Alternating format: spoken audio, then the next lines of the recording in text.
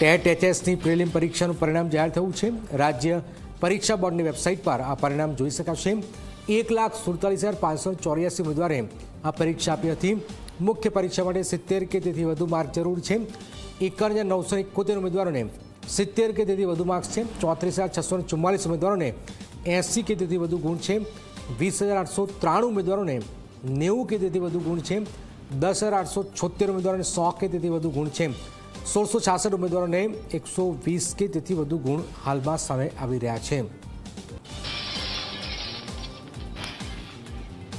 હિતલ અમારી સાથે જોડાઈ ગયા છે। હિતલ, આ ખૂબ જ મહત્વનું ટેટ એચએસની પ્રિલિમ પરીક્ષાનું જે પરિણામ જે છે જાહેર થઈ ગયું છે અને બોર્ડની વેબસાઇટ પર પણ આ પરિણામ જાહેર થયું છે। શું જાણકારી?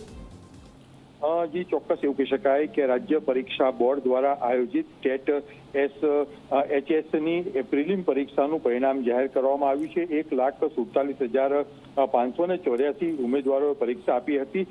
70 કે તેથી વધુ માર્ક ધરાવતા ઉમેદવારો મુખ્ય પરીક્ષા માટે લાયક ઠર્યા છે। એમાં 51,971 ઉમેદવારો એ 70 કે તેથી વધુ માર્ક મેળવ્યા છે। તેઓને એના માટે લાયક સમજવામાં આવ્યા છે। સ્વાભાવિક છે કે આ પરિણામ બોર્ડની સત્તાવાર વેબસાઇટ ઉપર જાહેર કરવામાં આવ્યું છે।